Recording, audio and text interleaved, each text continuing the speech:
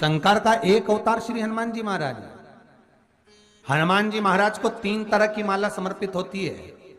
एक आंकड़े के पत्ते की, दूसरी बेलपत्र के पत्ते की, तीसरी पीपल के पत्ते की। ये 3 तरह की माला जब शंकर हनुमान जी महाराज को समर्पित होती है। आंकड़े की माला महाराज, आंकड़े के पत्ते की जो माला होती है, ये माला कार्य की सिद्धि के लिए होती है। इसमें एक एक आंकड़े के पत्ते पर सीताराम लिखा जाता है। मात्र एक पत्ता ऐसा होता है जिस पत्ते पर सीताराम नहीं लिखा जाता। 108 पत्ते में से एक पत्ता, बस उस पत्ते को हथेली में रखकर उल्टा हाथ आपको रखना है और अपनी कामना कर कर उस पत्ते को बांध देना है। ये जरूरी नहीं है कि 25 के बाद बांधो, 50 के बाद बांधो या 100 के बाद बांधो, आपकी मर्जी पड़े।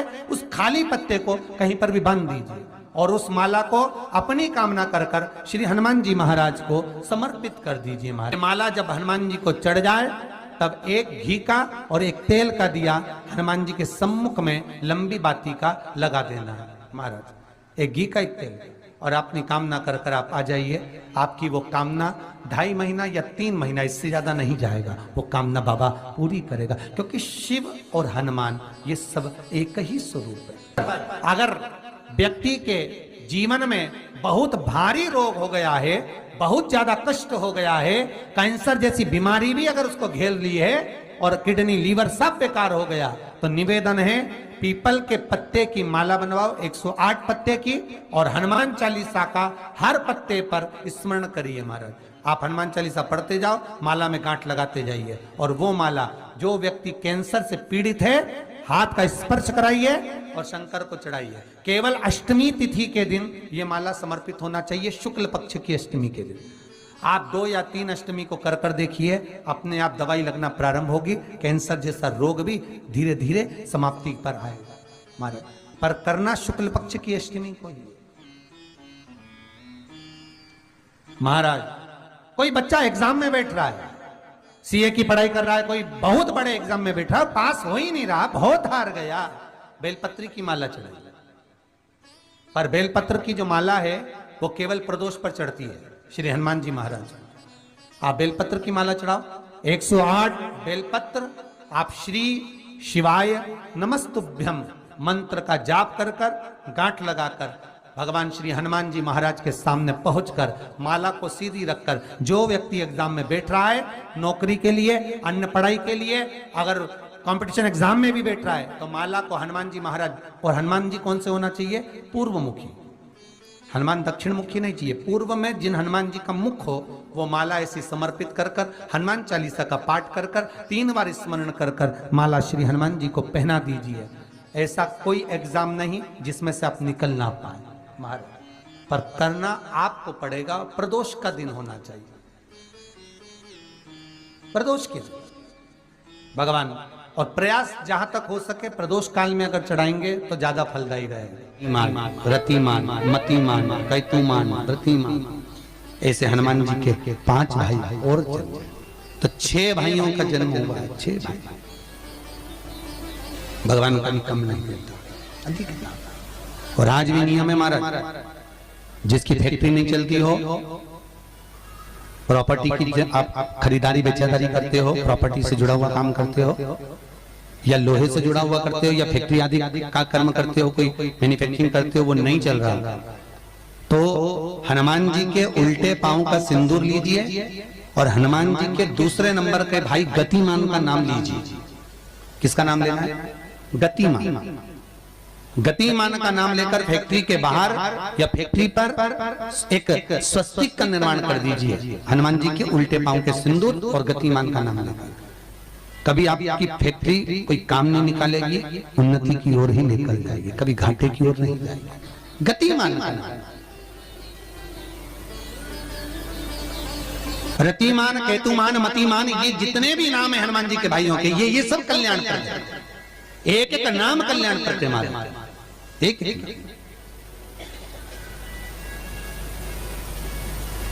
महाराज। वो जिन बच्चों को निमोनिया हो जाता है ना, वो सर्दी का कोटा रहता है, बहुत सर्दी बच्चों को बनी रहती है, तो हर दिन 5-10 दिन में वापस दौड़ के डॉक्टर के पास लेके जाओ, फिर डॉक्टर के पास ले। वैसे तो डॉक्टर के पास बच्चे आजकल के जमाने के जाते ही जाते हैं हर 15 दिन 20 दिन में, तो इसके पीछे वो चले जाएं।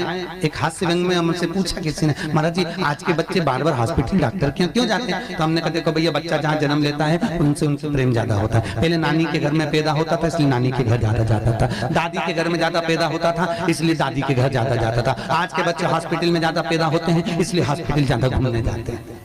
ये हास्य।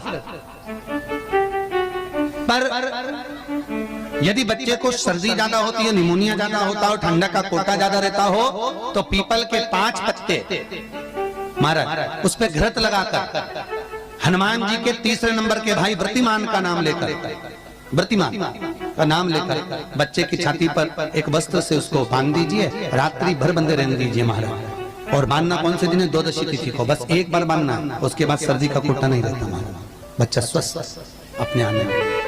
व्रतिमान हनुमान जी महाराज के जितने भी भाई हैं सबका आनंद सुख चरणारविंद का सुख देने वाला भगवान श्री हनुमान जी महाराज चैत्र की पूर्णिमा के दिन प्रकट होते हैं। महाराज पवन तनय संकट हरन मंगल मूरत रूप राम लखन सीता सहित हृदय बसौ सुर। श्री हनुमान जी महाराज का प्रागट्य होता है, चारों तरफ सुख ही समाहित हो जाता है, आनंद ही आनंद स्थापित हो जाता है चारों।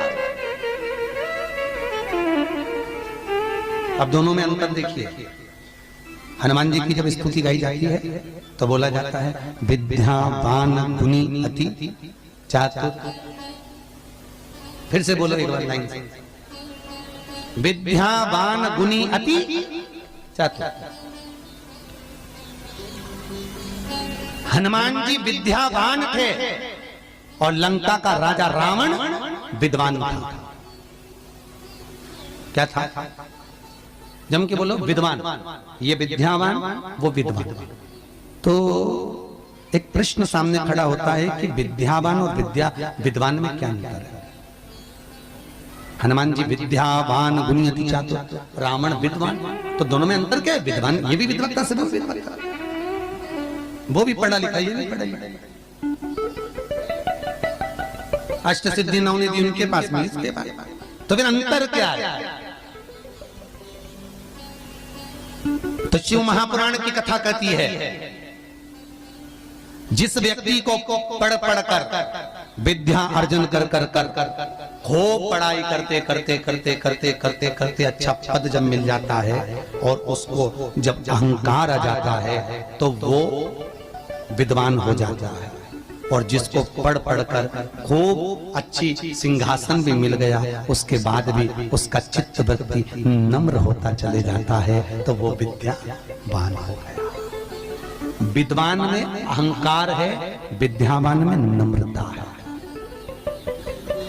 बहुत ध्यान देना हमारा।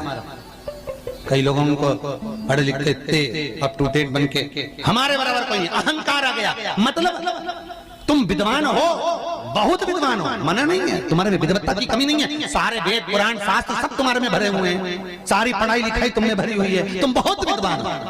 पर विद्वत्ता अहंकार को लेकर जाती है और विद्यावान का जो विद्या को ग्रहण करता है उसके भीतर नम्रता आती चली जाती है। नम्रता। कोई व्यक्ति ऐसा होता है जिसके पास भगवान पैसा खूब देता है तो उसको नम्रता देता है, खूब नम्रता, इतना प्रेम से बोलेगा, इतना मीठा बोलेगा, और बोलो साहब और मेरे लिए कोई सेवा हो तो बता दो, और बोलिए साहब, इतनी नम्रता। और किसी के पास में अहंकार इतना ज्यादा आ जाता है धन के साथ में कि वो किसी को गिनते ही नहीं, बिल्कुल ऐसा लगे जैसे भेरू पे सिंदूर चढ़ा, एकदम गिनते। तो दोनों में अंतर है, दोनों। नम्रता अगर आपके भीतर पढ़ाई लिखाई के साथ में, विद्या के साथ में आ रही है तो समझ मत। कितना सुंदर कहा रामकृष्ण परमहंस जी ने। रामकृष्ण परमहंस जी से स्वामी विवेकानंद जी ने पूछा, आपकी निगाह में खूब पढ़ा लिखा व्यक्ति कैसा होता है? रामकृष्ण परमहंस कहने लगे, जीरो, कैसा होता है? शून्य। स्वामी विवेकानंद ने फिर रामकृष्ण परमहंस से पूछा, आपकी दृष्टि में बहुत पढ़ा लिखा, बहुत पैसे वाला, धनपति व्यक्ति कैसा होता है? रामकृष्ण परमहंस जी ने कहा, डबल शून्य, डबल जीरो। स्वामी विवेकानंद जी ने फिर पूछा रामकृष्ण परमहंस जी से, गुरुदेव आपकी दृष्टि में पढ़ा लिखा व्यक्ति, बहुत धनपति, सब ज्ञान में निपुण, वो व्यक्ति कैसा होता है? रामकृष्ण परमहंस ने कहा, ट्रिपल जीरो, 3 शून्य। स्वामी विवेकानंद ने कहा, गुरुजी अगर ये सब शून्य की गिनती में आ गए तो कीमत किसकी होगी? रामकृष्ण परमहंस जी ने कहा, सारे ज्ञान प्राप्त करने के बाद जो झुकना नहीं जानता, नम्रता नहीं जानता, वो जीरो के बराबर ही होता है। और जिसके पास में धन भी है, विद्या भी है, सारी निपुणता है, और जिसके भीतर नम्रता बनी हुई है, उसके आगे एक लगा दिया जाए तो वो करोड़ों की गिनती में हो जाता है। उसके आगे एक का कई लोग बड़ी अभिमतता में जीते हैं, मैं मेरे बराबर कोई नहीं। और जो मैं करके मर जाता है, अगला जन्म बकरा बकरी का हो जाता है, मैं करता फिरता है। छुपकली और बकरा बकरी दोनों पहचान जाओ, बहुत परिचित है। तुम्हारे दरवाजे पर भी कोई बकरा बकरी दिखे तो समझ लेना तुम्हारा रिश्तेदार आया है। मैं करके मर गया, मेरा घर, मेरी परिवार, मेरा कुटुंब, मेरी घर, मेरी गाड़ी, मेरा बंगला, मेरा मेरा मेरा करके मरा, बकरा बकरा मैं तत्व में अभिमतता।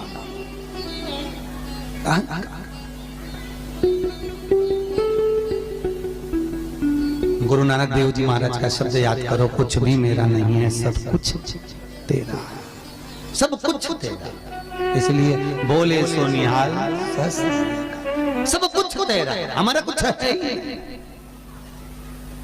हमारे भीतर कुछ है तो वो परमात्मा। हनुमान जी महाराज प्रकट हुए और अष्ट सिद्धि, कितनी? अष्ट सिद्धि, नवनिधि, कितनी निधि?